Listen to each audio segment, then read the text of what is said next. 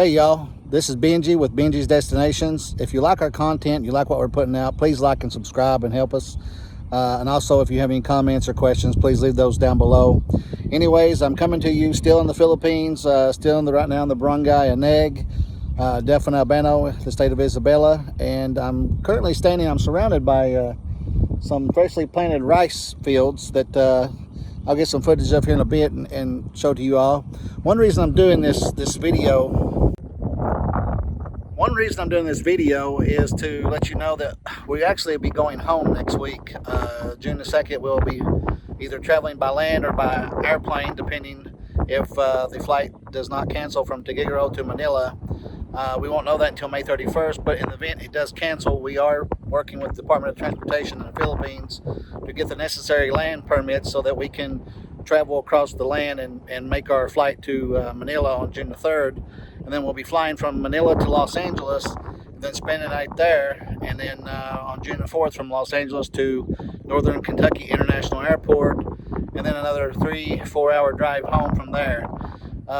It's been quite a process to do all this. I was going to kind of explain in this video that in doing this, we had to get health certificates.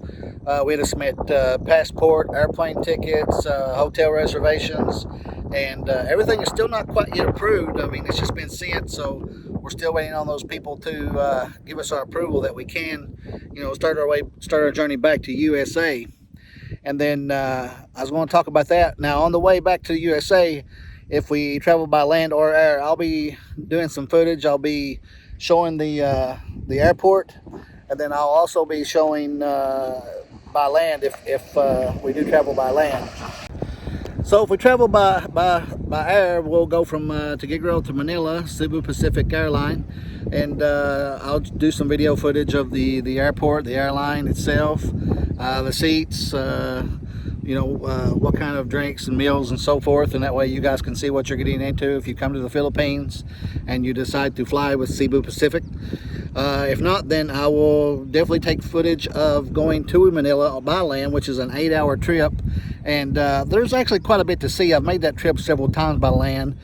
I'm not particularly a fan of it because it takes so long to do, and once you've seen it, you've seen it. So anyways, I will document that trip going back to the States, and also give updates, and then when I get home, hopefully we can upload some videos, and hopefully it's a smooth trip. If not, I will definitely document that and let people know what some of the obstacles they will run into while they're traveling abroad during this coronavirus outbreak, and some of the things that they make you do, whether you're wearing a mask or hand sanitizer, or they're taking your temperature. We will be sure to document all that on our way home.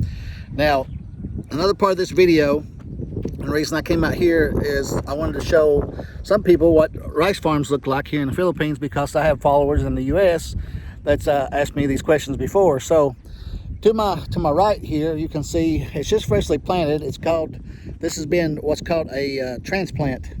Basically, they form a nursery, and then from the nursery they start to transplant into the mud. And the starting process is the nursery, and then while the nursery is growing, while the germination is growing, they will pour water in the fields, and then they'll start to make the mud. And then once the transplant reaches a certain height, then at that time they will start to plant, usually about 25 to 30 centimeters apart, to allow for better growth, from my opinion. So this is some of the footage that you'll see in the video on the road, and as you can see, it's nothing but rice fields all the way around, and it's pretty flat, with the exception, and I'll do a video on this later, is to my back here is, off the distance, is the mountains, and then there's a farm there, and then I'll make that trip this week so we can get some footage there as well. And with me is my companion, Ren, that say hello to the people, Ren. And then he brought me some water. Now, even though there is rice farms all around us, they don't call it rice, they call it palay. And then after it's milled, then at that point it becomes rice. Even though when they harvest, sometimes they will harvest and they will keep it that way, and they will sell the palay as seeds, or then later on they will have it milled, and then they will have it sold as rice for consumption. Now the road I'm on is the only road in and out. Even though I'm surrounded by rice fields and farmers planting, there is also a little village here. It's called the Barangay Aneg. I think it has about 1,440 people in it. My house is the first house in the barangay, and then what I'll do is I'll try to walk through the village and try to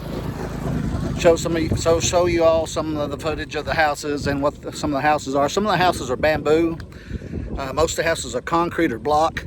But some of the neater houses I thought was the ones made out of bamboo, and the roof is made out of what's called panau, which is a type of grass.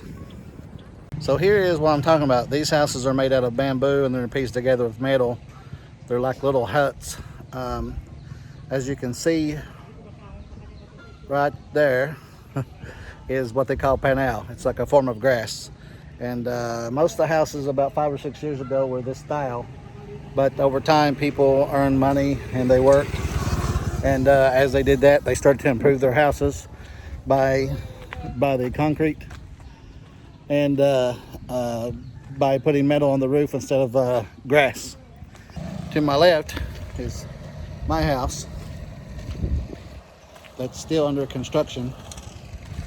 It's still being worked on. There's still construction workers every day. And we have a wall around it for privacy and for security. And then also, if you can see on the roof, that's how I get my water.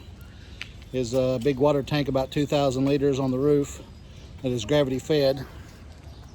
Now, to my right is some more houses. Now, not all are complete. Some are still being worked on. Some of these houses are worked on for years at a time. Anyways, all you future travelers out there, thank you for being with us, and appreciate your time, and stay safe while traveling. Hope to see everybody soon.